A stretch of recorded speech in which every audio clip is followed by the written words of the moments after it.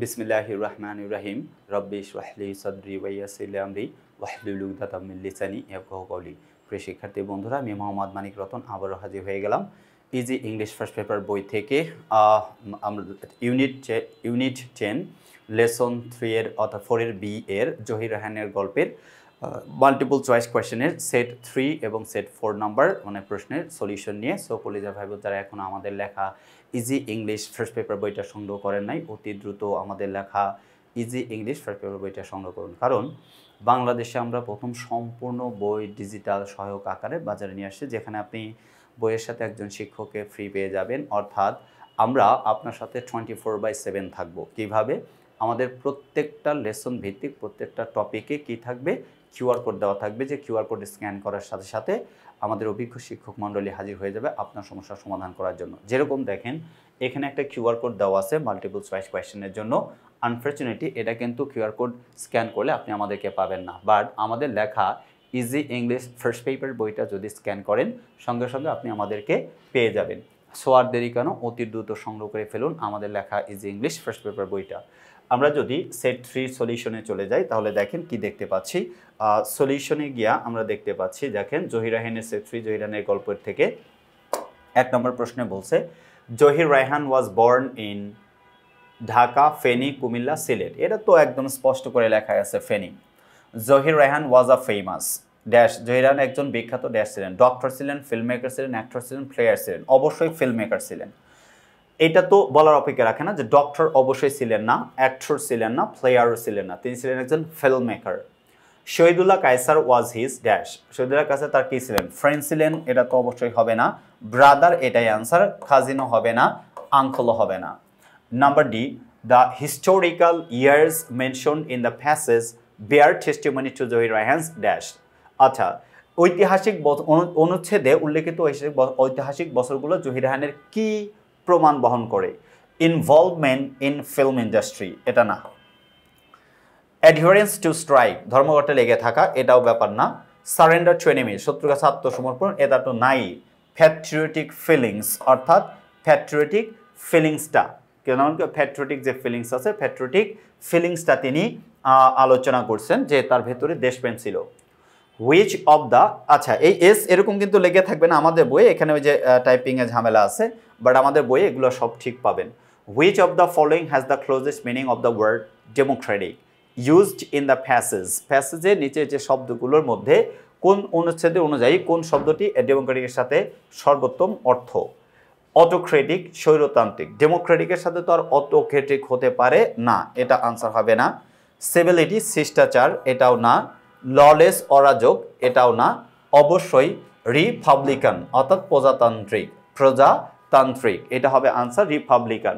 এই ছিল হচ্ছে জহির রায়হানের অর্থাৎ ই নাম্বার পর্যন্ত আনসার। এবার যদি আমরা এফ নাম্বারটা দেখি, কত number? F.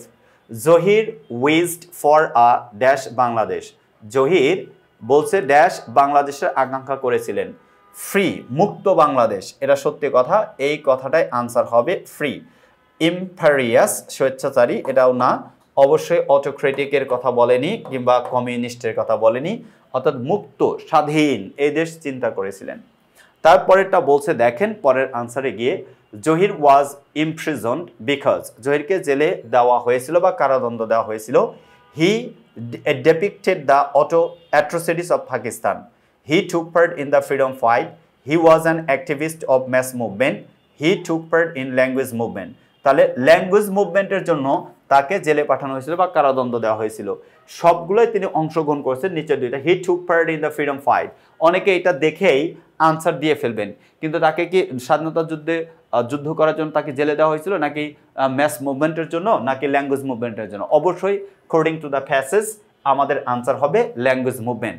So be serious, এটা কিন্তু আপনাকে কনফিউজড করবে। তো কনফিউজিং কোয়েশ্চেন্স যখন দেখবেন একটু ভেবে চিন্তা আনসার দিতে হবে, প্রশ্নটা ভালো করে পড়তে হবে। জহির ওয়াজ ইমপ্রিজনড বিকজ, জহিরকে কারাদণ্ড বা জেলে দেওয়া হয়েছিল, কারণ জেলে দেওয়া হয়েছিল কিসের জন্য?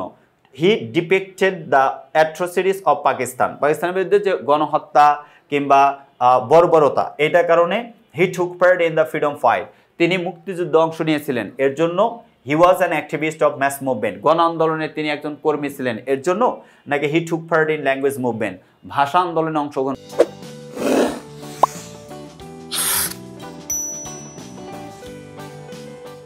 করার জন্য? অবশ্যই ভাষা আন্দোলনে অংশগ্রহণ করার জন্য জহিরকে জেলে দেওয়া হয়েছিল।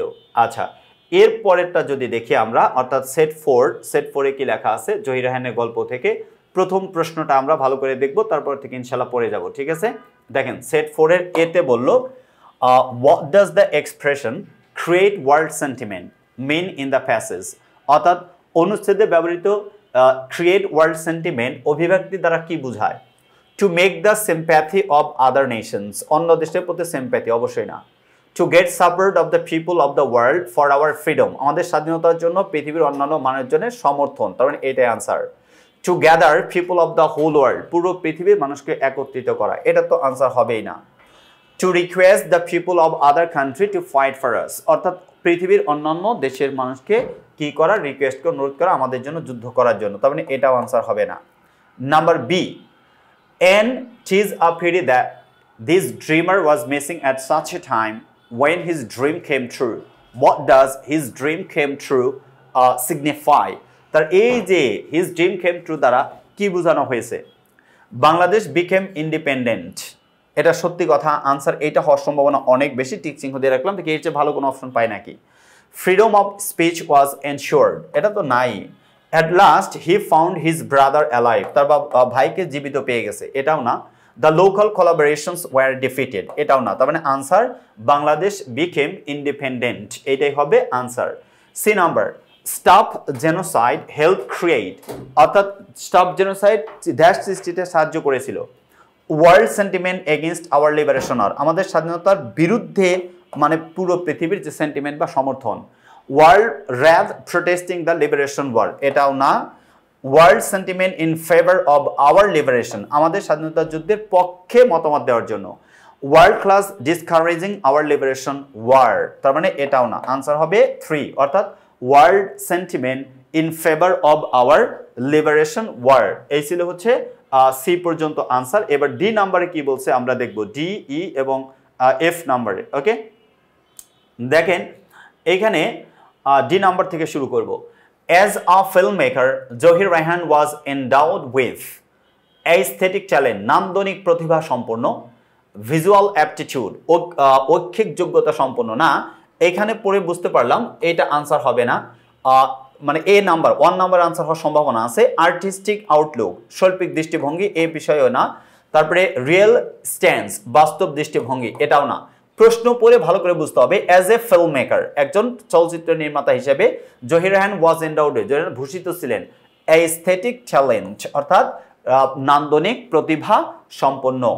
Number E, what does the phrase a ban on such activities mean in line 3? আচ্ছা, বলছে a ban on such activities, এই 3 নাম্বার লাইন দ্বারা কি বোঝানো হয়েছে? A jostle on such activities, এই সমস্ত কর্মকাণ্ডের উপর নিষেধাজ্ঞা, এইটাই answer. An inspiration on such activities, inspiration তো অবশ্যই না। নো ওয়েট, জাসল না, জাসল না, জাসল না, wait and see, wait and see, answer এটাও হবে না, 1 নাম্বার না, আনসার হবে হচ্ছে an inhibition on such activities, অর্থাৎ এটা হচ্ছে প্রহিবিটেড, নিষিদ্ধ। A help on such activity, এটাও না, তার মানে আনসার হবে 2, আনসার কি হবে 2, অর্থাৎ an inhibition on such activities. 1 নম্বর কিন্তু আনসার হবে a jostle on such activities, an inhibition on such activities, an inspiration on such activities, a help on such activities, তার মানে আনসার হবে 2, an inhibition on such activities. এই ছিল হচ্ছে E number পর্যন্ত আনসার। এবার যদি আমরা এফ এবং জি নাম্বারটা দেখি, অর্থাৎ পরের দুইটা কি দেওয়া আছে দেখেন, পরের দুইটার আনসারটা আমরা মিলিয়ে নেব। Zahir Raihan was an inborn, Zahir Raihan জন্মগতভাবে একজন কি ছিলেন? জহির রায়হান ছিলেন জন্মগত একজন প্যাট্রিয়ট, অর্থাৎ দেশপ্রেমিক। জহির রায়হান ছিলেন একজন দেশপ্রেমিক, অর্থাৎ ফটোগ্রাফারও ছিলেন না জন্মগতভাবে, সোলজারও ছিলেন না, সিনেমাটোগ্রাফারও ছিলেন না, সিনেমাটোগ্রাফারও ছিলেন না। Last but not the least, Zahir Raihan was arrested in, Zahir রায়হানকে গ্রেপ্তার করা হয়েছিল যেহেতু ভাষা আন্দোলন, তার মানে 1952। 1971 ফ্রিডম মানে ফাইট, অর্থাৎ লিবারেশন ওয়ার, এটা তো অবশ্যই না। গণ অভ্যুত্থান ম্যাস মুভমেন্ট 1969 এটাও তো না, 1919 এটা হচ্ছে স্বৈরাচারী আন্দোলন এটাও না, তার মানে 1952। এই ছিল হচ্ছে কলিজার ভাই বোন সেট 2 and 3 এর সেট 3 and 4 এর multiple choice questions about Zahir Raihan's story. অর্থাৎ জহির রায়হানের স্টোরি সম্পর্কে যে মাল্টিপল চয়েস কোয়েশ্চেন্সগুলো আছে সেইগুলোর আলোচনা।